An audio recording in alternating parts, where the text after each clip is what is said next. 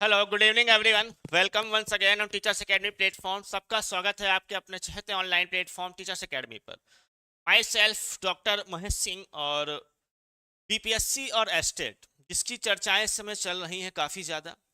और चर्चाएं इसलिए हैं क्योंकि टीयर 4.0 का पेपर हमारे पास जो कि होने को है, बस सिर्फ नोटिफिकेशन का इंतज़ार है। और उससे पहले उम्मीद है पेपर एस्टेट का कराया जाएगा और एस्टेट के बाद फिर बीपीएससी टीआरई 4.0 के लिए नोटिफिकेशन हमारे पास आएगा। बैचेज हमारे न्यू बैचेज स्टार्ट हो चुके हैं। इसमें हम लोग ने थर्मोडायनेमिक्स पहला चैप्टर कंप्लीट किया हुआ था, थर्मोडायनेमिक्स पढ़ा हुआ था। आज जो हम लोग पढ़ने वाले हैं केमिस्ट्री का बहुत ही एक important chapter, that is coordination compound, या जनरली इसको हम लोग कई जगह कॉम्प्लेक्स कंपाउंड भी बोल देते हैं। तो कोऑर्डिनेशन या कॉम्प्लेक्स कंपाउंड, तो देखिए बेसिकली जो बीपीएससी के लिए हमको पढ़ना है या एस्टेट के लिए जो हमको पढ़ना है, तो ये हमारे पास टोटल एनसीईआरटी बेस्ड, तो ओनली एनसीईआरटी बेस्ड, जितना एनसीईआरटी में हम लोग पढ़ते हैं जहां से क्वेश्चन आ सकते हैं, ये कोर्स जो आपका चलाया जा रहा है ये फुल्ली एनसीईआरटी बेस्ड है। बीपीएससी के लिए और एस्टेट के लिए सिर्फ आपको जितने भी एनसीईआरटी टॉपिक्स होंगे वो 100% 100% कंप्लीट आपको कराए जाएंगे, जितने भी एनसीईआरटी के टॉपिक। ठीक है। और क्योंकि क्वेश्चंस के जो लेवल है, क्वेश्चन पूछने का जो तरीका है, वो भी डायरेक्ट वो एनसीईआरटी बुक को ही प्रिफर करता है, एनसीईआरटी में लिखे हुए एग्जाम्पल्स को प्रिफर करता है। 90% एग्जाम्पल्स वहीं से पूछे जा रहे होते हैं। तो वो सारे हम इस बैच में अपना कवर करते हैं। तो बिना लेट किए स्टार्ट करते हैं आज का हमारा, देख सकते हैं, फर्स्ट लेक्चर। तो कोऑर्डिनेशन कंपाउंड हुआ, कॉम्प्लेक्स कंपाउंड हुआ, इसका पहला लेक्चर आज हमारे पास है। आज हम लोग बेसिक इंट्रोडक्शन के बारे में यहाँ पर पढ़ेंगे। कोऑर्डिनेशन कंपाउंड का आज बेसिक इंट्रोडक्शन सीखेंगे। क्या होता है कोऑर्डिनेशन कंपाउंड, कैसे बनता है ना, जो शुरुआत इसकी एबीसीडी है कोऑर्डिनेशन कंपाउंड की, वो सारी चीजें एक एक करके हम लोग सीखेंगे। और जो भी स्टूडेंट्स अभी नए हैं और हमारे साथ जुड़कर बिहार शिक्षक भर्ती में अपनी एक केमिस्ट्री की सीट फिक्स करना चाहते हैं, देखिए मौका बहुत बढ़िया है केमिस्ट्री के लिए। लगभग आपके पास 3,000 सीट है। नो डाउट एस्टेट भी पिछली बार काफी लोगों ने क्वालिफाई किया हुआ है केमिस्ट्री से, और अगर एस्टेट 2025 भी वो कराते हैं टीयर 4.0 से, जिसकी उम्मीद बहुत है, तो और लोग भी जो बचे हुए हैं वो भी क्वालिफाई इस एस्टेट को कर लेंगे। और एस्टेट क्वालिफाई करते ही हमारे पास केमिस्ट्री की सीटें जो हैं उसके लिए कंपटीशन जरूर देखने को मिलेगा। बच्चे क्योंकि ज़्यादा होंगे तो अच्छा कंपटीशन होगा। हालांकि 2.0 3.0 में मेरिट केमिस्ट्री पीजीटी की बहुत कम गई है और मौका मिलने वाले सभी लगभग स्टूडेंट्स को नौकरी उन्होंने बिहार में पक्की की है। और जितने भी हमसे जुड़े हुए थे उन्होंने 100% अपना नौकरी ले ली, यानी लास्ट बैच में 100% जितने जुड़े हुए थे स्टूडेंट्स से सब सेलेक्ट हो चुके हैं, सब जॉब कर रहे हैं बिहार के अंदर। आप भी इस जॉब का फायदा उठा सकते हैं, स्पेशली केमिस्ट्री सब्जेक्ट के लिए, क्योंकि सबसे ज्यादा सीटें इसी सब्जेक्ट में है, सबसे ज्यादा मौके, सबसे ज्यादा अवेलेबिलिटी आपकी केमिस्ट्री में ही देखने को मिलेगी। तो हमारे साथ बीपीएससी टीयर 4.0 या एस्टेट का न्यू बैच ज्वाइन करने के लिए आप संपर्क कर सकते हैं 9628 95 92 37। इस नंबर पे आप संपर्क करेंगे। इसमें आपको कंप्लीट केमिस्ट्री का कोर्स अवेलेबल होगा, थ्योरी का पीडीएफ आपको ऐप पर अवेलेबल हो जाते हैं, जो भी फॉर्म यहाँ पीडीएफ पढ़ते हैं। 23 जून से नया बैच हमारा आरंभ हो चुका है ना। अच्छा, एक अच्छी खबर ये भी है, संस्था द्वारा ऑफलाइन मोड में भी, ऑफलाइन और ऑनलाइन दोनों मोड में कोर्स है। कोई भी स्टूडेंट अगर ऑफलाइन हमारे साथ जुड़ना चाहता है तो आपको ऑफलाइन जुड़ने के लिए प्रयागराज में आना पड़ेगा। प्रयागराज संगम की धरती है, जहां पर इस समय हर एक कोचिंग्स के अपने अपने सेंटर अवेलेबल हैं। चाहे वो बिहार के हमारे खान सर हों, उनकी भी कोचिंग सेंटर केजीएस यहाँ पर अवेलेबल है, चाहे हमारे दिल्ली के सेंटर्स हों, हालांकि अदर कोचिंग्स का नाम नहीं लेते बनता, लेकिन महान टीचरों का नाम लेने में कोई बुराई नहीं है। दृष्टि आईएएस हो या कोई भी सेंटर हो, प्रयागराज इस समय एजुकेशन के फील्ड में अपने आप में बहुत तेजी से तरक्की कर रहा है, स्पेशली ऑफलाइन बैचों में। तो आप भी हमारे साथ जुड़ के टीचर्स एकेडमी की जो पहल है ऑफलाइन जो स्टार्ट की है, हमारे साथ जुड़ के इस नया बैच का फायदा ले सकते हैं।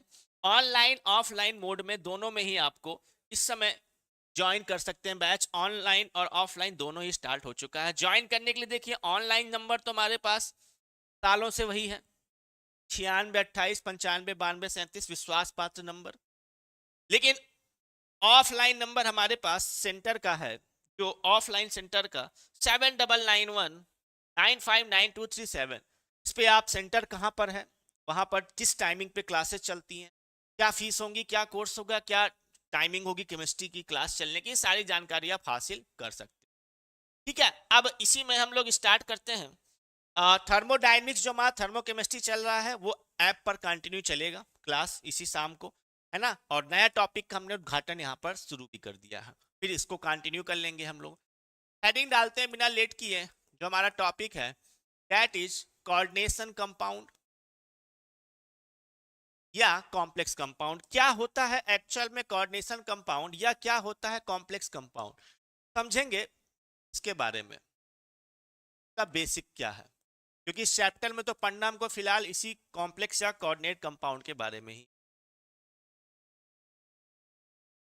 चलिए सबसे पहले स्टार्ट करते हैं हम लोग कि ये किस क्लासिफिकेशन का हिस्सा है। तो अगर हम एक type of compound coordination compound लिख रहे हैं तो ये किस टाइप का हिस्सा है, तो हम सबसे पहले डिवाइड करेंगे एक अपना बेसिक सेट कंपाउंड का कैटेगरी होता है जिसको हम लोग बोलते हैं एडिशन कंपाउंड। लिखेंगे एडिशन कंपाउंड कई टाइप के हैं, बेसिकली मेनली दो टाइप के एडिशन कंपाउंड होते हैं। एक होता है हमारे पास डबल सॉल्ट और दूसरे होते हैं कॉम्प्लेक्स कंपाउंड। यानी कि कॉम्प्लेक्स कंपाउंड जिस क्लासिफिकेशन के हिस्से में आता है वो मेजर शुरू होता है टर्म एडिशन कंपाउंड से। क्वेश्चन ये आता है कि अगर हमने एडिशन कंपाउंड का यहाँ पर नाम लिया, अगर हमने बोला कि हमको पढ़ना है एडिशन कंपाउंड, तो पहला तो क्वेश्चन यही बनता है sir what is the addition compound. Addition compound क्या होते हैं, पहले तो आप इसी को एक्सप्लेन करिए सर। ठीक है, समझते हैं एडिशन कंपाउंड क्या है। कि जब कभी भी दो सॉल्ट या दो से ज्यादा सॉल्ट आपस में जुड़ जाते हैं, फिर से सुनिएगा, जब कभी भी दो सॉल्ट या दो से अधिक सॉल्ट आपस में जुड़ जाते हैं, वो भी एक फिक्स रेशियो में। अब सॉल्ट क्या है, लवण क्या है, कैटायन एनायन से मिलके, धनायन ऋणायन से मिलके बने हुए सॉल्ट कहलाते हैं। और जब एक से ज्यादा सॉल्ट आपस में एक फिक्स रेशियो में जुड़ते हैं तो बना हुआ जो कंपाउंड होता है वो हमारे पास क्या कहलाता है, एडिशन कंपाउंड कहलाता है। ठीक है, वो हमारे पास क्या कहलाता है, एडिशन कंपाउंड यहां पर कहलाता है। चलिए पहले डेफिनेशन इसको लिखते हैं हम लोग। व्हेन टू और मोर देन टू, जब दो या दो से, देखिए बोलेंगे हम दोनों लैंग्वेज में क्योंकि पढ़ता जानकारी दोनों लैंग्वेज की होनी चाहिए। लिखने में कुछ समस्या जरूर होती है क्योंकि दोनों लैंग्वेज में लिखने पर यह है कि बहुत टाइम टेकिंग प्रोसेस है, बट हम कोशिश करते हैं कि दोनों लैंग्वेज में आपको बोल देते हैं ताकि आप आसानी से दोनों लैंग्वेज में उसको लिख लो। ठीक है, तो व्हेन टू और मोर देन टू कंपाउंड यानी दो या दो से ज्यादा यौगिक, व्हेन टू और मोर देन कंपाउंड्स, यस बोलिए, दो कंपाउंड ना बोल के बोलिए सिंपल सॉल्ट, ये ज्यादा सही शब्द है। व्हेन टू और more than two simple salt, जब दो या दो से ज्यादा सिंपल सॉल्ट जो होते हैं, साधारण सॉल्ट जो हमारे पास पाए जा रहे होते हैं, are allowed to chemically combined, को अलाउ किया जाता है इस तरीके से रासायनिक संयोग करते हैं, केमिकली कंबाइंड। वो भी याद रखना है आपको कैसे, इन फिक्स्ड रेशियो, एक फिक्स्ड रेशियो में। ऐसा नहीं कि किसी भी रेशियो में कर लें, नहीं कि एक सॉल्ट मान लीजिए पोटेशियम क्लोराइड ले लिया, एक सॉल्ट मान लीजिए हमने मैग्नीशियम क्लोराइड ले लिया, KCl और MgCl2 ले लिया और बोला कि इन दोनों को जोड़ना है, तो कितना भी अमाउंट ले लें क्या, नहीं बिल्कुल नहीं। KCl का भी अमाउंट फिक्स होगा और MgCl2 का भी अमाउंट हमारे पास क्या होगा, फिक्स होगा। एक फिक्स रेशियो में ही हमको लेना है। तो chemically combine in a fix ratio then addition compound is form. उस केस में एडिशन कंपाउंड फॉर्म्ड। हमारे पास क्या बनता है सर, एडिशन कंपाउंड का फॉर्मेशन होता है। हम अभी एग्जांपल से आपको प्रूव करेंगे। उससे पहले हम यो लिखते हैं कि अब जो बना हुआ हमारे पास एडिशन कंपाउंड है उसको हम लोग डिवाइड करते हैं बिना लेट किए। यहां हमने लिखा एडिशन कंपाउंड, और एडिशन कंपाउंड को हमने डिवाइड कर दिया।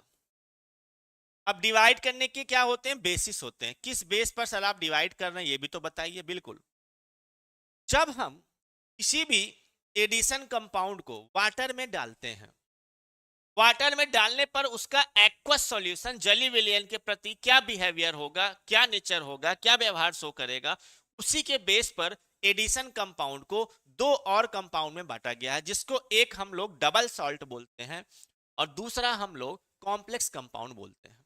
एक डबल सॉल्ट होता है और दूसरा क्या होता है, हमारे पास कॉम्प्लेक्स कंपाउंड होता है। तो इसको लिख लेते हैं, on the basis of behaviour in aqueous solution, on the basis of behavior in aqueous solution। जली विलयन में किस तरीके से किसी भी कंपाउंड का बिहेवियर होगा, इसके बेस पर हम लोग अपने एडिशन कंपाउंड को दो तरीके से डिवाइड करते हैं। कौन कौन से दो तरीके हैं? दो कंपाउंड है, एक है हमारे पास सर डबल सॉल्ट और दूसरा हमारे पास होता है कॉम्प्लेक्स कंपाउंड। कैसे इनको डिवाइड किया गया है, तो चलिए पहली हेडिंग बिना लेट किए हम लोग डालते हैं और लिखते हैं इसके बारे में, double salt. What is the double salt? देखिए पहली चीज तो ये है कि डबल सॉल्ट जो हमारे पास है वो, अगर हमने बोल रहे हैं कि हिस्सा है एडिशन कंपाउंड का, मतलब एक से ज्यादा सिंपल सॉल्ट से मिलकर ये बना होगा, ये तो तय है ना। तो चलिए बिना लेट किए पहले लिखते हैं हम लोग। हमने लिखा एक सॉल्ट ले लिया सर KCl, एग्जाम्पल से पहले क्लियर करेंगे। दूसरा सॉल्ट ले लिया हमने MgCl2 और साथ में ले लिया यहां पर वाटर। ध्यान से देखिए क्या क्या ले लिया हमने, KCl ले लिया, MgCl2 ले लिया और साथ में क्या ले लिया सर, वाटर ले लिया, 6 वाटर। तो दो से ज्यादा सॉल्ट लिए और इन दो से ज्यादा सॉल्ट को आपस में, when two or more than two salt simple salt को अलाउ किया गया केमिकली कंबाइंड, फिक्स रेशियो 1 मोल KCl 1 मोल MgCl। तो आपस में जब ये केमिकली कंबाइंड हो जाते हैं तो हमारे पास बनता है sir KCl MgCl2 and dot 6H2। नाम नो डाउट इसका नाम क्या होता है सर, कार्नेलाइट। सभी लोग को पता होगा इस कंपाउंड का जो नाम है हमारे पास कॉमन नेम, उसको हम लोग क्या बुलाते हैं सर, कार्नेलाइट बुला रहे होते हैं। बताइए क्लियर है यहां तक?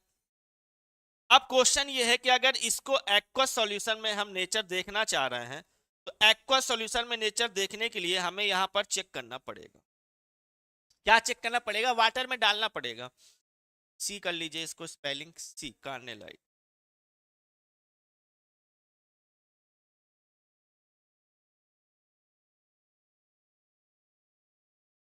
हमने क्या किया सर, अब ये जो बना हुआ सॉल्ट है, अगर ये डबल सॉल्ट की कैटेगरी में आ रहा होगा तो एक्वस सॉल्यूशन में जैसे ही हमने इसको डाला, एक्वस सॉल्यूशन में डालते ही ये अपने जितने भी आयन है हर एक आयन का टेस्ट प्रोवाइड करेगा।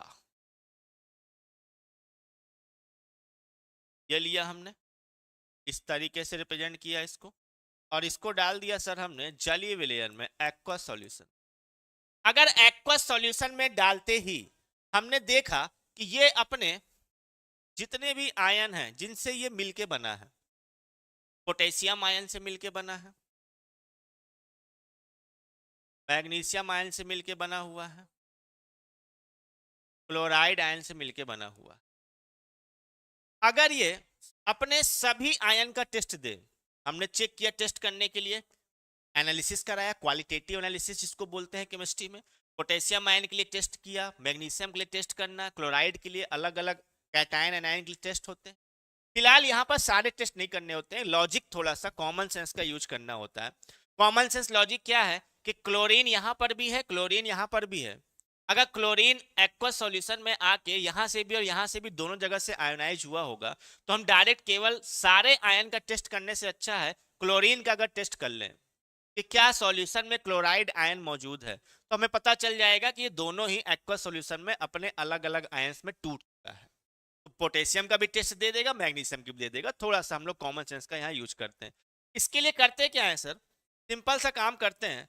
क्लोराइड आयन के टेस्ट के लिए हम लोग सर इसको ट्रीट कराते हैं सिल्वर नाइट्रेट के साथ।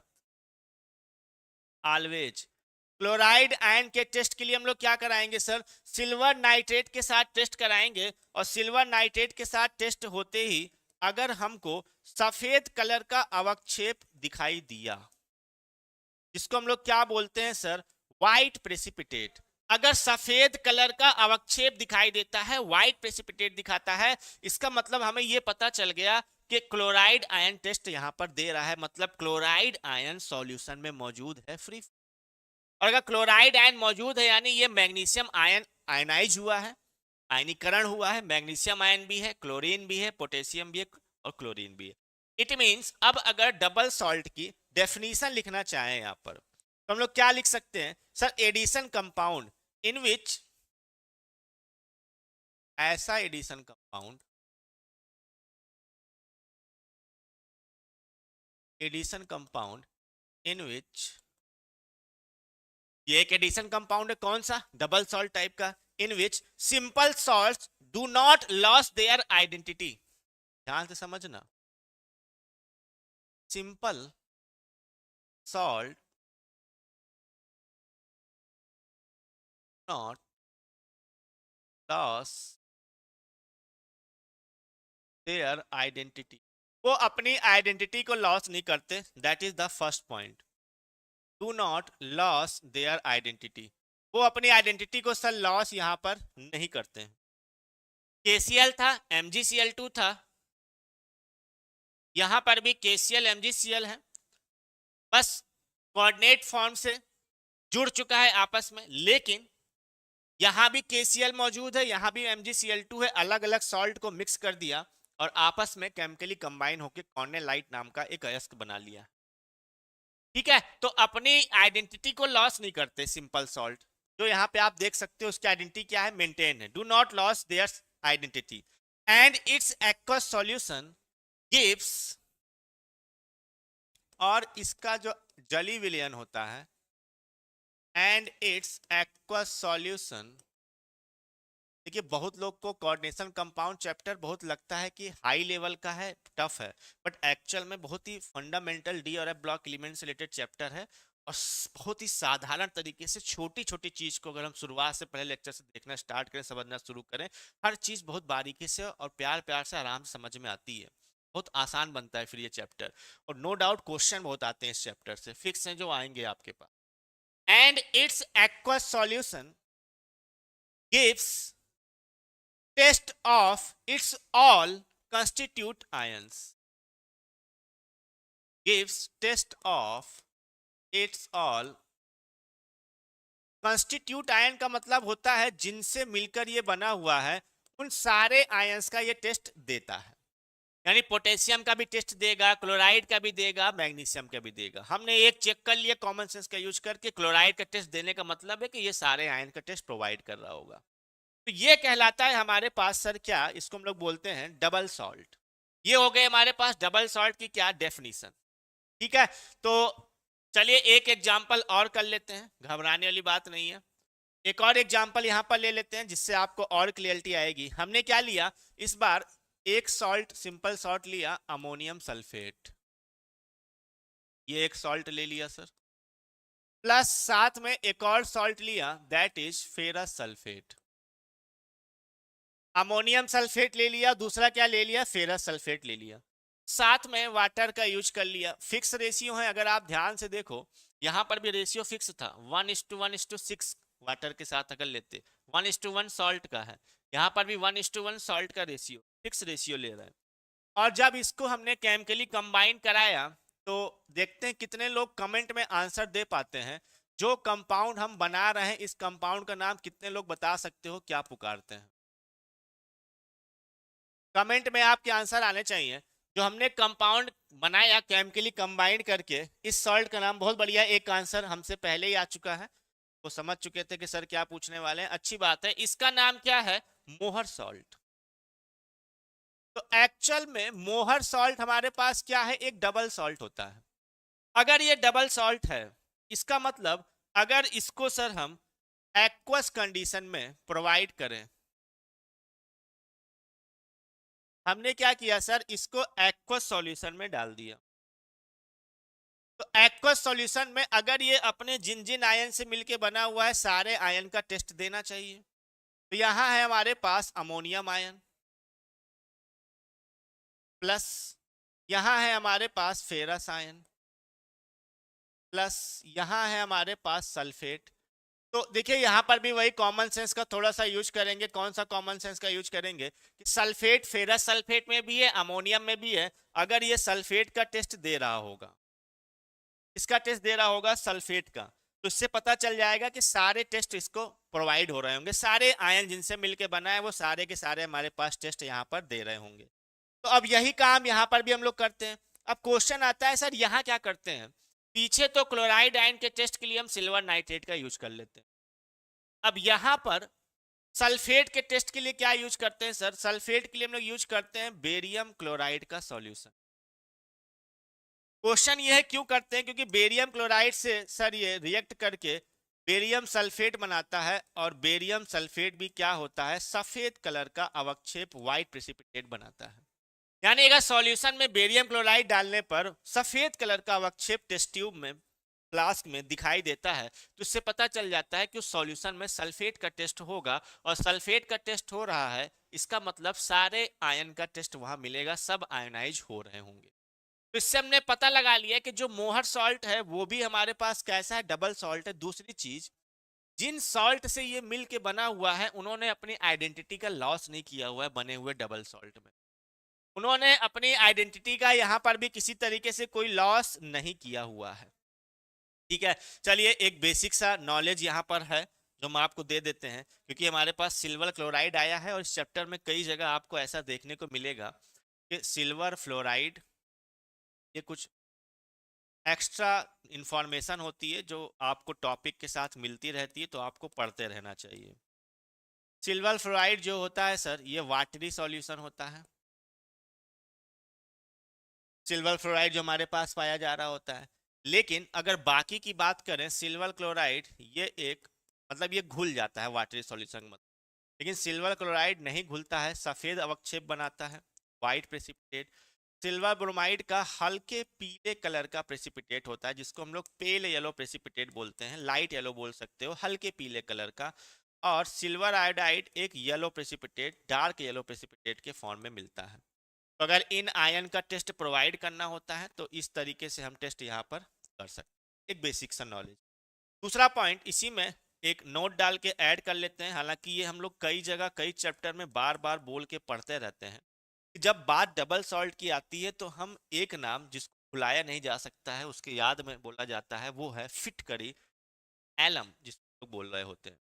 उसको कभी नाम नहीं भूलना होता है, क्योंकि जितने भी एलम्स होते हैं, आल एलम्स, जितने भी एलम्स हैं वो सारे के सारे क्या होते हैं सर, डबल सॉल्ट होते हैं। All alums are double salt. और इसको याद रखना बहुत जरूरी है, क्योंकि ये बहुत बार डायरेक्ट स्टेटमेंट में क्वेश्चन आ जाता है एग्जाम में, है ना। तो ये क्या कहलाएगा, हमारे पास एलम्स कहलाता है। क्लियर है यहाँ तक। चलिए बिना लेट किए अगले की तरफ बढ़ते हैं। अगला क्या है, तो हमने अगर डबल सॉल्ट यहाँ पर लिखा आपको, ये क्लासिफिकेशन में डबल सॉल्ट पढ़ लिया, अब अपने चैप्टर पे कूदेंगे जिसके बारे में डिटेल में पढ़ते चलते चले जाना है हमको, है कॉम्प्लेक्स कंपाउंड या कोऑर्डिनेट कंपाउंड। अगर ये टाइप ऑफ एडिशन कंपाउंड है, इसका मतलब यहां पर भी सिंपल सॉल्ट फिक्स रेशियो में जुड़ते होंगे सर। तो अंतर क्या है, डबल सॉल्ट की डेफिनेशन और इस डेफिनेशन में अंतर क्या पैदा होगा। देखो हमने यहाँ क्या लिखा, आप ध्यान से पढ़ो। कोई भी ऐसा एडिशन कंपाउंड जहां पर सिंपल सॉल्ट अपनी आइडेंटिटी का लॉस नहीं करते, अपने आइडेंटिटी का लॉस नहीं करते, और सारे टेस्ट प्रोवाइड करते हैं जिन जिन आयन से वो मिलके बना है। यहां पर बस यही पलटना पड़ेगा कॉम्प्लेक्स कंपाउंड में। क्या मतलब, सिंपल सॉल्ट अपनी आइडेंटिटी का लॉस कर देते हो। देखो KCl MgCl2 मेंटेन है यहाँ पर, ferrous sulphate ammonium sulphate maintain है यहाँ पर, अपनी आइडेंटिटी नहीं खोई उन्होंने। लेकिन जब हम पढ़ेंगे कॉम्प्लेक्स सॉल्ट तो वहां इसी स्टेटमेंट को क्या लिखेंगे, कि ऐसे एडिशन कंपाउंड जिसमें सिंपल सॉल्ट अपनी आइडेंटिटी क्या कर देते हैं, लॉस कर देते हैं। दूसरा पॉइंट, और जली विलियन में एक्वस सॉल्यूशन में अपने सारे आयन का, ऑल आयन का टेस्ट नहीं देते, सारे आयन का टेस्ट प्रोवाइड नहीं करते होंगे। जैसे इसी में आगे चल के पहले एग्जाम्पल लिखेंगे, फिर एग्जाम्पल समझाने की कोशिश करेंगे। एग्जाम्पल जैसे हमने लिखा यहां पर सर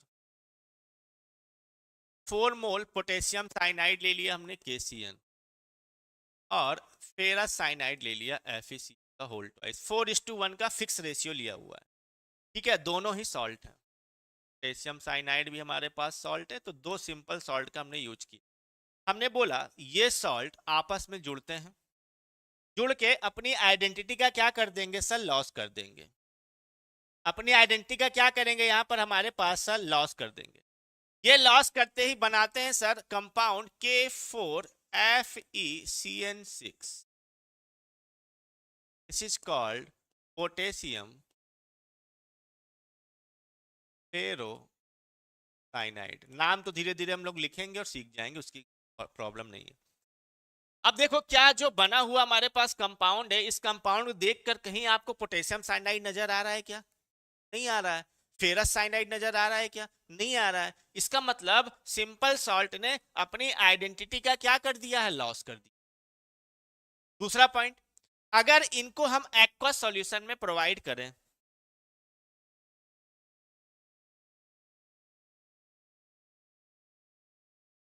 अगर हम इनको एक्वस सॉल्यूशन में प्रोवाइड करें, बताओ एक्वस सॉल्यूशन में जाते ही अपने सारे आयन का टेस्ट, सारे आयन कौन कौन से हैं, पोटेशियम है, फेरस है, और क्या है, साइनाइड है। पोटेशियम है, फेरस है, और क्या है हमारे पास, साइनाइड है। बट यहां हमने देखा सर कि ये 4K प्लस एंड FeCN6 -4, ये एक्वस सॉल्यूशन में जाते ही हमारे पास टूटता है, और टूटने के बाद अगर हम लोग यहां देखें तो it does not give test of, it does not give test of ferrous and cyanide ion. तो यहां ये देखा गया कि ये फेरस और साइनाइड आयन का टेस्ट प्रोवाइड नहीं करता, पोटेशियम आयन का तो दे देगा। यानी सारे आयन जिनसे ये मिलके बना हुआ है उन सब का टेस्ट नहीं देता एक्वस सॉल्यूशन में, यानी जली विलियन में। जली विलियन में अपने सारे आयंस का सर ये टेस्ट हमारे पास प्रोवाइड नहीं करता है। अब इसकी डिफिनीशन लिखते हैं, addition compound in which, addition compound in which है कि सिंपल सॉल्ट्स, ऐसे एडिशन कंपाउंड जिसमें जो सिंपल सॉल्ट्स हमारे पास होते हैं लॉस देयर आइडेंटिटी, अपनी आइडेंटिटी क्या कर देते हैं, खो देते हैं। और अपनी आइडेंटिटी खोने के साथ साथ and it's aqueous solution does not give, and it's aqueous solution does not give, और जो इसका aqueous solution होता है does not give test of its all constituent ions, सारे constituent ions का टेस्ट ये सर नहीं देता है। देख सकते हो केवल पोटेशियम का टेस्ट मिलेगा, फेरस का और साइनाइड का हमारे पास यहाँ पर टेस्ट प्रोवाइड नहीं करेगा। तो ये कंपाउंड हमारे पास क्या कहलाते हैं, एक्चुअल में कॉम्प्लेक्स कंपाउंड कहलाते हैं। इसको हम लोग क्या बोलते हैं, कॉम्प्लेक्स कंपाउंड यहाँ पर बोल। ठीक है, क्लियर है यहां तक हमारा पॉइंट। चलिए अब आगे आ जाते हैं कुछ क्लासिफिकेशन। अब क्योंकि हमको चैप्टर पढ़ना ही अपना कॉम्प्लेक्स कंपाउंड है, उसमें हम लोग स्टार्ट करते हैं क्लासिफिकेशन ऑफ कॉम्प्लेक्स कंपाउंड। देखिए कॉम्प्लेक्स कंपाउंड को कई अलग अलग तरीकों से डिवाइड किया गया है। बेसिकली जहां हम बोल रहे हैं कि क्योंकि हम कवर कर रहे हैं एनसीईआरटी को लेते हुए, वो एनसीईआरटी तो कवर करेंगे ही, बाकी कुछ एक्स्ट्रा पॉइंट भी कवर करेंगे। ऐसा नहीं कि सिर्फ एनसीईआरटी ही आ जाए, जो और भी एक्स्ट्रा चीजें होंगी वो हम आपको साथ साथ बताते चलेंगे, वो आप साथ साथ पढ़ते चलेंगे तो आपके लिए आसान होंगी चीजें, सब्जेक्ट को, टॉपिक को कंप्लीट समझ। ठीक है, सबसे पहले हम लोग जो क्लासिफिकेशन है sir, on the basis of type of ligand, बिना लेट किए क्लासिफिकेशन करते हैं on the basis of type of ligand या लाइगेंड। अब लिगेंड क्या है, लाइगेंड क्या है, ये सब सारी चर्चाएं हम लोग करेंगे, धीरे धीरे करके रिप्रेजेंटेशन समझेंगे। इससे पहले ये चीजें हैं। अच्छा चलिए स्टार्ट कर देते हैं, जब हम लोग किए हुए हैं तो क्लासिफिकेशन पहले कर लेंगे। क्लासिफिकेशन से पहले, इससे पहले ही हम लोग एक पॉइंट ले आते हैं आपके लिए, रिप्रेजेंटेशन, है ना। क्लासिफिकेशन कर लेंगे, पहले हम लोग रिप्रेजेंटेशन देख लेते हैं, ये थोड़ा सा चीजें देखनी जरूरी है। रिप्रेजेंटेशन, किसी भी कोऑर्डिनेट कंपाउंड को या कॉम्प्लेक्स कंपाउंड को हम लोग किस तरीके से रिप्रेजेंट करते हैं उसको देख लेना जरूरी है। तो सबसे पहले उसको हम लोग क्लासिफिकेशन देखेंगे, उससे पहले ये समझ लेते हैं ना बाकी चीजें क्या है एक्चुअल में। रिप्रेजेंटेशन ऑफ कॉम्प्लेक्स कंपाउंड, किसी कॉम्प्लेक्स कंपाउंड को हम लोग किस तरीके से प्रदर्शित करते हैं, दर्शाते हैं, रिप्रेजेंटेशन कर रहे होते। ठीक है, आइए देखिए, सबसे आसान तरीके से रिप्रेजेंटेशन अगर हम लोग देखें तो कुछ इस तरीके से करते हैं हम, एम एल एक्स, ठीक है। और बाकी चीजें देखिए समय के साथ धीरे धीरे सीखेंगे हम लोग, चैप्टर तो भी क्योंकि पहला क्लास है तो आसानी से हर चीज हम लोग सीख जाएंगे।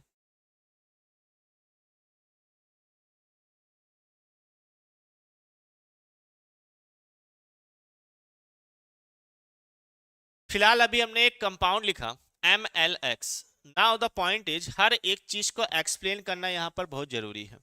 इस MlX के ऊपर हमने यहाँ पर प्लस माइनस n लिख दिया है। अब हर चीज को, पहले चीज बात तो सिंबल डिनोट किस चीज को करता है। सबसे पहले हम बात करते हैं सर इस m की। ये m बताता है हमारे पास सेंट्रल मेटल एटम। ये क्या होता है हमारे पास सर, सेंट्रल मेटल एटम होता है। क्या होता है आगे सब समझेंगे। कोई सेंट्रल मेटल एटम होगा एम से, एल से यहां पर क्या मतलब है सर, एल हमारे पास रिप्रेजेंट कर रहा होता है सर लिगेंड्स को।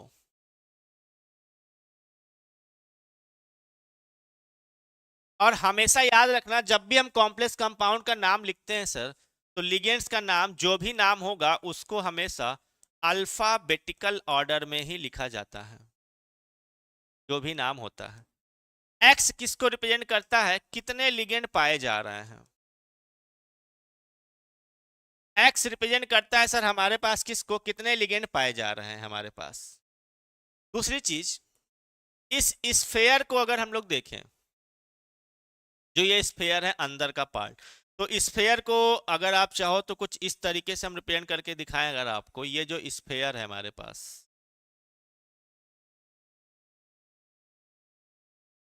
इस तरीके से ये जो स्फेयर आ रहा है, इस स्फेयर का नाम होता है सर कोऑर्डिनेशन स्फेयर। इसको हम लोग क्या बोलते हैं सर, कोऑर्डिनेशन स्फेयर बोल देते हैं, इस तरीके से। और इस कोऑर्डिनेशन स्फेयर के बाहर का हमारे पास जो आउटसाइड रीजन होता है, इधर लिख दे रहे हैं, इस स्फेयर के बाहर को हम लोग बोलते हैं सर आउटसाइड रीजन। अब देखो इस आउटसाइड रीजन में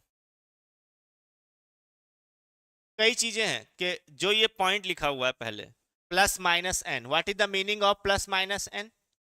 प्लस माइनस एन का यहां पर हमारे पास मतलब है, वो है फ्री आयन या काउंटर आयन, है ना। इस प्लस माइनस को हम लोग क्या बोलते हैं, वैलेंसी कंप्लीट कराने के लिए ये हमारे पास होता है सर फ्री आयन, या इसको हम लोग क्या बोलते हैं, काउंटर आयन, या सम टाइम इसको सर हम लोग आयनाइजेशन स्फेयर से भी रिप्रेजेंट कर देते हैं। कई बुक्स में इसको इस तरीके से लिखा गया है कि बिग ब्रैकेट के बाहर का आउटसाइड रीजन को हम लोग आयनाइजेशन स्फीयर बोलते हैं, जहां पर आयनाइज पार्ट जो लिखा हुआ होता है, जो कंपाउंड में वैलेंसी कंप्लीट करने के लिए फ्री या काउंटर आयन के रूप में उसको हम लोग पुकार रहे होते हैं। क्लियर है यहां तक पॉइंट हमारा सारा? तो ये है ओवरऑल रिप्रेजेंटेशन। बाकी कौन इलेक्ट्रॉन पेयर डोनेट करता है, कौन इलेक्ट्रॉन पेयर एक्सेप्ट करता है, वो सब तो हम लोग धीरे धीरे यहाँ पर सीखेंगे, पढ़ेंगे, समझेंगे। ठीक है, अब यहाँ पर हाँ, कोऑर्डिनेशन इंटाइटिटी अलग चीज है। इंटाइटिक मतलब होता है नंबर, कोऑर्डिनेशन इंटाइटी मतलब नंबर, कोऑर्डिनेशन स्फीयर अलग है। ये पूरा पार्ट कोऑर्डिनेशन स्फीयर है। कोऑर्डिनेशन इंटाइटी का मतलब होता है, इंटाइटिटी इंग्लिश टर्म इसका मतलब होता है संख्या, नंबर, वो कोऑर्डिनेशन नंबर है। वो दो अलग चीज हो गई फिर हमारे पास कोऑर्डिनेशन नंबर अगर हम लोग देखेंगे। ठीक है, अब इसी पॉइंट को आगे बढ़ाते हैं। कुछ हम लोग एग्जाम्पल लेते हैं, एग्जाम्पल से समझने की कोशिश करते हैं कि कई अलग अलग टाइप के डिफरेंट डिफरेंट वैरायटी के हम लोग सारे देखेंगे। ठीक है, कितने कॉम्प्लेक्स कंपाउंड फॉर्मेशन हो सकते हैं। सिंपल से स्टार्ट करते हैं। अगर हम K4 FeCN6 एक कॉम्प्लेक्स कंपाउंड लिखा और इस K4 FeCN6 को अगर यहाँ पर हमने डिसोसिएट किया, तोड़ा, तो तोड़ने पर यहाँ हमें मिला सर 4K प्लस एंड, तो कोऑर्डिनेशन स्फीयर और कोऑर्डिनेशन स्फीयर के बाहर के जितने आइटम होते हैं उनमें ऑलवेज आयनिक बॉन्ड पाए जाते हैं। पहला पॉइंट, कोऑर्डिनेशन स्फीयर के बाहर चाहे वो पहले हो चाहे कोऑर्डिनेशन स्फीयर के बाद में हो, उनके बीच में हमेशा कौन से बॉन्ड होते हैं? आयनिक बॉन्ड होते हैं। इस टाइप के बने हुए कैटायन को हम लोग सर सिंपल कैटायन पुकारते हैं। लेकिन जो एनायन है this is called complex anion. तो हम लोग क्या पुकारते हैं सर? कॉम्प्लेक्स एनायन के नाम से पुकार रहे होते हैं। ये बना simple cation and complex anion. सब आएगा भाई स्टडी मंत्रा जी, पहली क्लास में सारा थोड़ी ना उठा के आपके मुंह में डाल देंगे हम एक साथ, ले लो पूरा कोऑर्डिनेशन कंपाउंड स्वाहा। सब आएगा धीरे धीरे, समय पर आएगा। हर जगह हर चीज एक जगह नहीं बताई जा सकती है ना, वो सब चीज आएंगी यहाँ पर हमारे पास। अगला है हमारे पास, के लिए आपको सब्र रखना पड़ेगा, है ना, एक ही दिन में सारी चीज तो सीखी जा सकती है, बताई नहीं जा सकती। नेक्स्ट है हमारे पास एग्जाम्पल, यहाँ पर हमने लिया CuNH3 का होल 4 एंड SO4, और इसको जब हम लोगों ने तोड़ा और तोड़ के देखा तो हमने क्या बताया आपको? कोऑर्डिनेशन स्फीयर और कोऑर्डिनेशन स्फीयर के बाहर के जितने भी लिखे हुए आइटम हैं, इनके बीच में हमेशा क्या पाया जाता है? Ionic bond. तो अगर यहां हम लोग देखें तो इस टाइप के एनायन जो बना हुआ है that is called simple anion. But इस बार जो कैटायन बना हुआ है जो बाकियों से अलग दिखाई दे रहा होगा, इसका नाम अब हम लोग क्या पुकारते हैं? एक्चुअल में सर कॉम्प्लेक्स कैटायन इसको पुकार रहे होते हैं। इसको हम लोग क्या बुलाते हैं this time sir? Complex cation के नाम से इसको हम लोग पुकार रहे होते हैं। क्लियर है यहां पर हमारे पास? चलिए इसी तरीके से नेक्स्ट एग्जाम्पल एक और हम लोग यहां पर लेते हैं।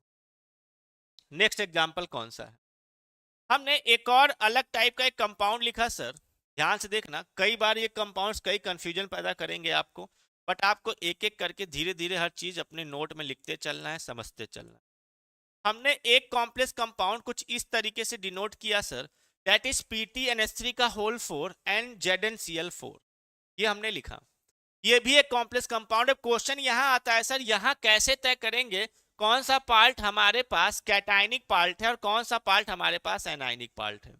तो हमेशा याद रखना यहां पर कुछ पॉइंट जो आप सीख लोगे, अच्छी बात है। हमारे साथ साथ क्या कि हमेशा जो फर्स्ट पार्ट होता है सर,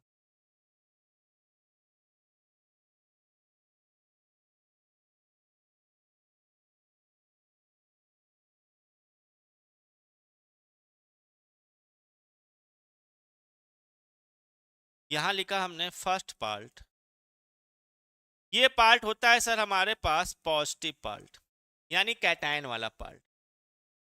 ये पार्ट क्या होता है? पॉजिटिव वाला पार्ट होता है। और सेकेंड पार्ट जो हम लोग लिखते हैं सर, इसको मान के चलते हैं, ये कौन सा पार्ट है हमारे पास? सेकेंड पार्ट निगेटिव वाला यानी एनायन।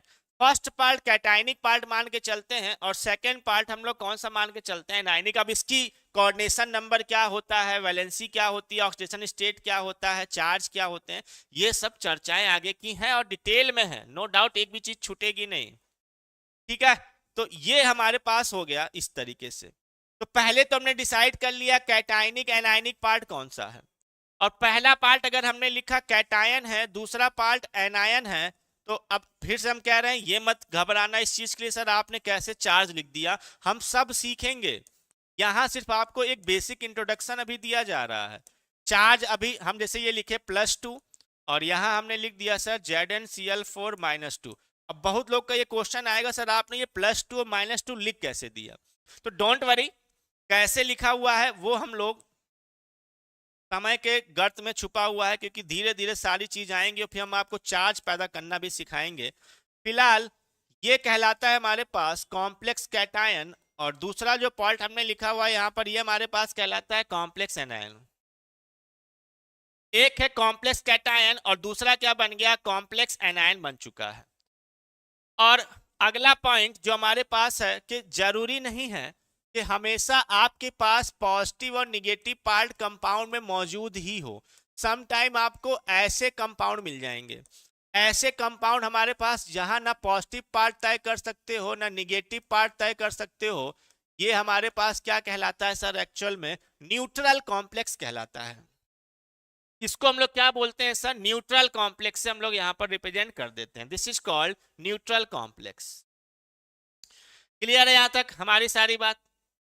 अगर यहां तक समझ में आ गई हो तो फिर हम लोग अब आगे बढ़ते हैं, और आगे बढ़ने से पहले जो हमने पॉइंट यहां पर लिखे हुए थे ये ऑन द, अब क्लासिफिकेशन की तरफ बढ़ रहे थे। रिप्रेजेंटेशन हमने सीख लिया, और भी रिप्रेजेंटेशन है वो धीरे धीरे समय के साथ सीख जाएंगे जब आईयूपीएसी आइसोमेरिज पढ़ेंगे। स्पेशली आईयूपीएसी जब पढ़ते हैं तो सारे तरीके के आईयूपीएसी कोऑर्डिनेशन कंपाउंड के हम लोग पढ़ते हैं, वहां सीख लेंगे। क्लासिफिकेशन ऑफ कॉम्प्लेक्स कंपाउंड में पहला है on the basis of type of ligand. Type of ligand के बेस पर दो तरीके के होते हैं सर। पहला होता है हमारे पास होमोलेप्टिक, पहले टाइप का कंपाउंड है यहां पर हमारे पास, डेट इज हमने क्या लिखा, होमोलेप्टिक। बिना लेट किए एग्जाम्पल से शुरू करते हैं, किसको आप बोलोगे कोई भी कंपाउंड हमारे पास होमोलेप्टिक है। देखिए हमने एक एग्जाम्पल लिखा सर यहां पर CuNH3 का होल 4 एंड SO4। जब किसी कॉम्प्लेक्स कंपाउंड में केवल एक ही टाइप का लाइगेंड हो, हमारी बात ध्यान से सुनिएगा, एक से ज्यादा नहीं बोले हमने, बोले एक ही टाइप का लाइगेंड अगर मौजूद है, अगर एक ही टाइप का हमारे पास लाइगेंड मौजूद है ना, तो अब इसको कई बार हम लोग नाम साथ साथ सीखते चलते हैं। इसका नाम होता है स्विट्जर साल्ट, ये आप समझते चलो, लिखते चलो, याद करते चलो। इसको हम लोग क्या बुलाते हैं सर, स्विट्जर साल्ट के नाम से भी बुलाते हैं। अगर इसमें देखोगे तो ये जो कॉपर लिखा हुआ है ये हमारे पास क्या है सर, सेंट्रल मेटल एटम है। अमोनिया यहां पर हमारे पास क्या है, वन टाइप ऑफ लाइगेंड, एक टाइप का लाइगेंड पाया जा रहा है। जब किसी कंपाउंड में केवल एक ही टाइप के लाइगेंड हमारे पास पाए जाते हैं, क्यूप्रा अमोनियम सॉल्ट भी इसको हम लोग केमिकली नेम अगर बोलना हो तो डेट इज क्यूप्रा अमोनियम सॉल्ट। इसको क्या बोलते हैं हम लोग, क्यूप्रा अमोनियम सॉल्ट यहां पर बोल देते हैं। तो one type of ligand central metal atom हमने लिख दिया। तो जब कंपाउंड में which have same type of ligand,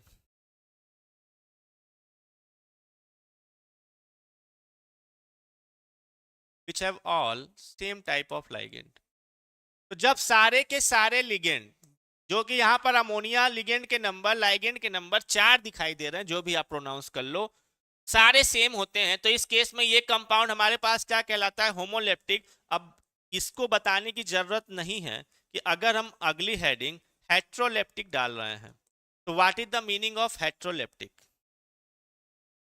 heteroleptic का क्या मतलब है, तो हेट्रोलेप्टिक का साधारण सा मतलब ये हो गया कोई भी ऐसा कंपाउंड जिसमें एक से ज्यादा टाइप के लिगेंड मौजूद होंगे। हमारे पास क्या होंगे, एक से ज्यादा टाइप के लिगेंड मौजूद होंगे। जैसे एग्जांपल के लिए सबसे पहले हमने कोबाल्ट अमोनिया ले लिया, ठीक है, वाटर यहां पर हमने ले लिया और क्लोरीन ले लिया, इस तरीके से। और यहां अगर अब हम लोग देखें तो ये तो हो गया कोबाल्ट हमारे पास सेंट्रल मेटल एटम, लेकिन जो ये बाकी हमने लिखे हुए हैं sir, this is ammonia, water और ये क्लोरीन, ये क्या हो गए हमारे पास, डिफरेंट टाइप ऑफ लिगेंड। तो अगर डिफरेंट टाइप के लिगेंड मौजूद होंगे तो बताइए ये कंपाउंड हमारे पास क्या कहलाएगा, हेट्रोलिप्टिक कहलाएगा, विच हैज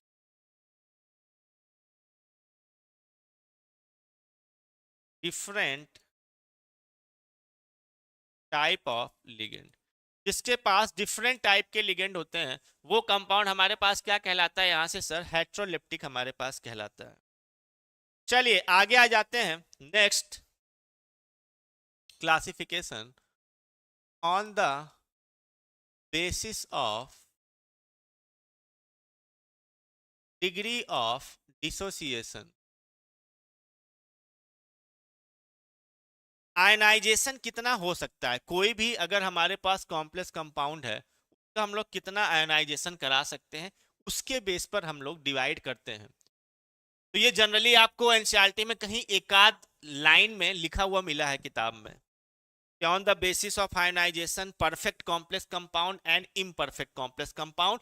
बेसिकली बहुत कोई थ्रेशोल्ड लिमिट वॉल दीवार नहीं है कि डिवाइड कर सको कि कोई परफेक्ट कॉम्प्लेक्स कंपाउंड क्या है, इम्परफेक्ट क्या है। फिर भी हम समझ लेते हैं मतलब क्या है हमारे कंपाउंड को यहां समझाने का, ठीक है। अब यहां पर हम लोग देखें, सबसे पहले हम लोग लिखते हैं सर परफेक्ट कॉम्प्लेक्स कंपाउंड, इसमें पहला हेडिंग डालते हैं that is perfect complex compound. Perfect complex compound हमारे पास कौन सा है,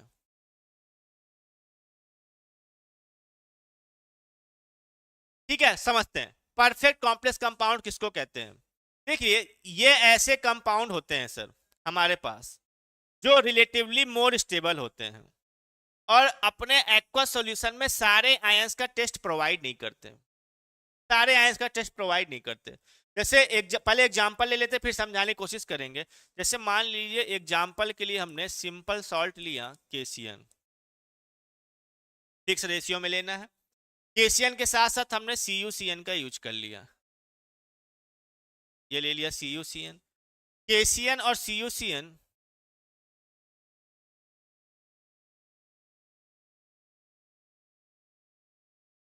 इन दो सिंपल सॉल्ट को मिलाकर हमने एक कॉम्प्लेक्स सॉल्ट का यहां पर फॉर्मेशन कर दिया, K3CuCN4,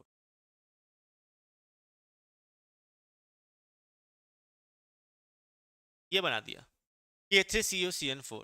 अब जैसे ही K3CuCN4 को सर हमने एक्वस कंडीशन में डाला,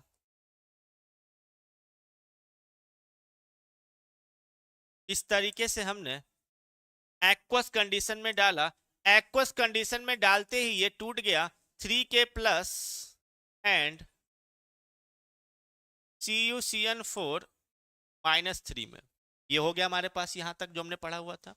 अब जैसे ही अपने कंडीशन में टूटा, अब यही पॉइंट हम आपको यहां बताने वाले हैं, पॉइंट वो क्या है कि जो एक्चुअल में ये बना हुआ हमारे पास कॉम्प्लेक्स एनायन है, इस कॉम्प्लेक्स एनायन, ये कॉम्प्लेक्स एनायन क्या होता है सर, कुछ कंपाउंड में काफी ज्यादा स्टेबल होता है। ये बना हुआ कॉम्प्लेक्स एनायन कुछ कंपाउंड में क्या होता है, काफी ज्यादा स्टेबल होता है। अब काफी ज्यादा स्टेबल हो जाने से फर्क क्या पड़ता है सर, इसका फर्दर जो आयनाइजेशन है वो बहुत कम है, इसका हमारे पास फर्दर जो आयनाइजेशन होता है सर बहुत कम होता है। यहां हम नोट करते चलते हैं, वेरी लेस आयनाइजेशन, बहुत ही कम आयनाइजेशन हो रहा होता है। और अगर बहुत ही कम आयनाइजेशन होगा यानी कि अगर ये टूट जाता, फर्दर आयनाइजेशन होता, मान लीजिए अगर ये टूटता कॉपर +2 और 4 साइनाइड में हमारे पास, तो कॉपर +2 हाइड्रोजन सल्फाइड के साथ एक विशेष कलर का कलर प्रोवाइड करता है, लेकिन H2S के साथ यहां हम लोग देखते हैं सर नो प्रेसिपिटेट, कोई प्रेसिपिटेट नहीं बनाता है। ठीक है, आप घबराइए मत, हम डेफिनेशन अभी लिख देंगे। डेफिनेशन से पहले हम एग्जाम्पल से ज्यादा आपको समझाने की कोशिश कर रहे हैं। एक लिखा परफेक्ट और दूसरा अभी हम डेफिनेशन लिख देंगे, डोंट वरी, क्योंकि हमको दो एग्जाम्पल्स आपको समझाना है। दूसरा है इम्परफेक्ट कॉम्प्लेक्स कंपाउंड, एक है परफेक्ट और दूसरा है हमारे पास इम्परफेक्ट। हम दोनों पहले एग्जाम्पल लिखेंगे, एग्जाम्पल के बाद यहाँ पर इसके डेफिनेशन और थ्योरी लिखेंगे क्या है। तो भाई हमने परफेक्ट में ये बोला कि जब दो सिंपल सॉल्ट मिलकर एक कॉम्प्लेक्स सॉल्ट बनाते हैं, जब एक्वस सॉल्यूशन में वो अपने आयन में टूटता है, तो उसमें से जो बना हुआ एक कॉम्प्लेक्स एनायन है वो ज्यादा स्टेबल है, जो बहुत कम आयोनाइज होता है। और कम आयोनाइज हुआ, इससे ये पता चलता है कि कॉपर आयन अगर ये टेस्ट दे देता तो उसका आयनाइजेशन ज्यादा हो जाता, ये लेस स्टेबल होता। लेकिन इसी में एक टाइप के कंपाउंड हमारे पास कुछ ऐसे होते हैं, ध्यान से देखिएगा कैसे। जैसे मान लीजिए हमने यहाँ पर एक एग्जांपल लिया 2KCN प्लस CDCN का होल ट्वाइस, ये भी एक सिंपल सॉल्ट हमने लिया हुआ है और ये भी हमने क्या ले लिया, एक सिंपल सॉल्ट ले लिया। दोनों को मिला के हमने K2 एंड CDCN का होल 4, K2CDCN का होल 4 ये हमने बनाया। और जैसे ही सर इसको हमने एक्वस सॉल्यूशन में डाला, एक कॉम्प्लेक्स कंपाउंड बना। इस कॉम्प्लेक्स कंपाउंड को जैसे ही हमने क्या किया, एक्वस सॉल्यूशन में डाला, एक्वस सॉल्यूशन में डालते ये टूट गया, हमारे पास 2K प्लस और एक कॉम्प्लेक्स एनायन बना। अब इंटरेस्टिंग यहां पर ये होता है, दिस टाइम ये जो बना हुआ हमारे पास एक कॉम्प्लेक्स एनायन होता है, ये सर कॉम्प्लेक्स एनायन क्या होता है, एक्चुअल में लेस स्टेबल है। ये प्रैक्टिकली हम लोग चेक करते हैं। कैसे चेक करते हैं प्रैक्टिकली, प्रैक्टिकली इसका टेस्ट कराना पड़ता है। अगर ये लेस स्टेबल होगा, तो लेस स्टेबल का मतलब है सर यहां पर अगर हम लोग देखें, जब इसका हमने टेस्ट कराया फर्दर सॉल्यूशन का, कैसा टेस्ट कराया यहां पर, लेस आयनाइजेशन, सॉरी मोर आयनाइजेशन। अगर ये लेस स्टेबल होगा तो लेस स्टेबल होने से अपने आयन में टूटेगा। पता कैसे चलेगा कि अपने आयन में टूट चुका है, क्योंकि ये कैडमियम +2 और 4 साइनाइड अगर हमारे पास यहां बना, अगर ये हमारे पास सर यहां से अगर देखें कैडमियम +2 4 साइनाइड बना, पता कैसे चला, पता ऐसे चला कि हमने इसकी सर रिएक्शन कराई H2S के साथ।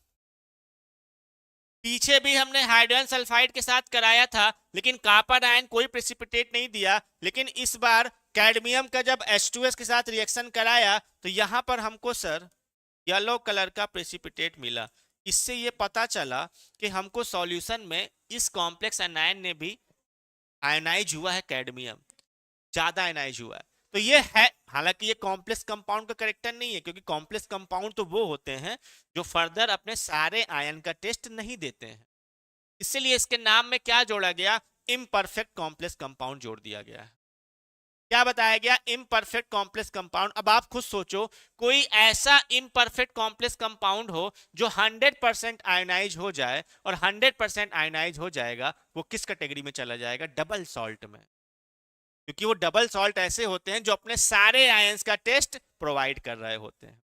अब आते हैं डेफिनेशन लिखने पर। यहां पर हम लोग परफेक्ट की रिलेटिवली मोर स्टेबल, यहां लिखते हैं इसके definition, relatively more stable. Perfect complex compound जो होते हैं वो रिलेटिवली क्या होते हैं, ज्यादा स्टेबल होते हैं in its aqueous solution, in its aqueous solution, और अपने जली विलयन में does not give test of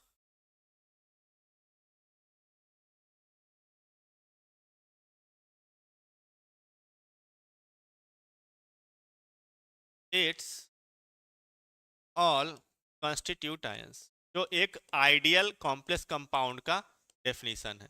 लेकिन इम्परफेक्ट अगर हमारे पास आ चुका है ना, व्हाट इज द क्राइटेरिया, अरे फिर वही बात, स्टेबिलिटी का क्राइटेरिया, स्टेबिलिटी क्राइटेरिया भी हम लोग आगे पढ़ेंगे। Ionization constant, stability constant complex compound में हम लोग पढ़ते हैं, तब आगे की बातें हैं, अभी आएंगे। अभी तो हम लोग बेसिक स्टार्ट किया हुआ है हमने। अभी हम लोग आगे एक टॉपिक पढ़ेंगे आयनाइजेशन कांस्टेंट, स्टेबिलिटी कांस्टेंट से चेक करते हैं कि कौन सा कंपाउंड मोर स्टेबल है, कौन सा लेस स्टेबल है। ठीक है, चलिए फिलहाल इम्परफेक्ट कॉम्प्लेक्स कंपाउंड देखें। Relatively less stable,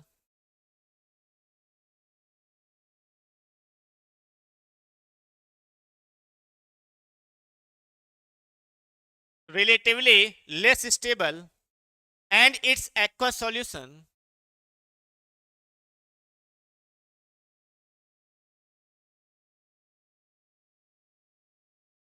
give test of its all constitute ions, give test of its all constitute ions, सारे constitute का आयन का टेस्ट दे देता है। हालांकि कुछ पॉइंट यहाँ पर हम लोग लिख भी देते हैं। क्या पॉइंट है कि there is no sharp line, कोई शार्प लाइन नहीं होती between perfect and imperfect complex compound. क्या आप बता दो कि ये परफेक्ट है, ये इम्परफेक्ट है, कोई ऐसा शार्प लाइन मौजूद नहीं। ठीक है, दूसरी चीज, अगर कोई इम्परफेक्ट कॉम्प्लेक्स कंपाउंड 100% आयोनाइज हो जाता है तो उसको क्या पुकारने लग जाते हैं हम लोग, डबल सॉल्ट पुकारने लग जाते हैं। तो imperfect complex compound which undergo 100% ionization, imperfect complex compound. देखिए इसमें कहने का मतलब ये होता है ना कि जैसे इम्परफेक्ट है तो अपने सारे आयन का टेस्ट दिया। जैसे मान लो उदाहरण के लिए कि अगर ये हमारे पास 4 मोल आयन था, तो 4 मोल में से हो सकता है इसने 3 मोल आयनाइज हो गए, 1 मोल आयनाइज नहीं हुआ, तो 100% तो आयनाइज हुआ नहीं। और 100% आयनाइज नहीं हुआ तो वो डबल सॉल्ट नहीं, समझना। 4 में से 3 मोल आयनाइज हुआ, 3 होने का मतलब है कि लेस स्टेबल था इसलिए ज्यादा आयनाइज हो गया। और यहां अगर देखें 4 मोल था, 4 में से एक भी मोल आयनाइज नहीं हुआ, यानी ज्यादा स्टेबल बना हुआ है। और अगर 4 के चारों मोल आयनाइज हो गए, 100% आयनाइज हो गया, तो ऐसा imperfect complex compound which undergo 100% ionization, which undergoes 100% ionization, जो 100% आयनाइज हो जाता है, 100% आयनाइजेशन हो जाता है, is known as double salt. उसी को हम लोग क्या पुकारने लग जाते हैं, डबल सॉल्ट पुकार।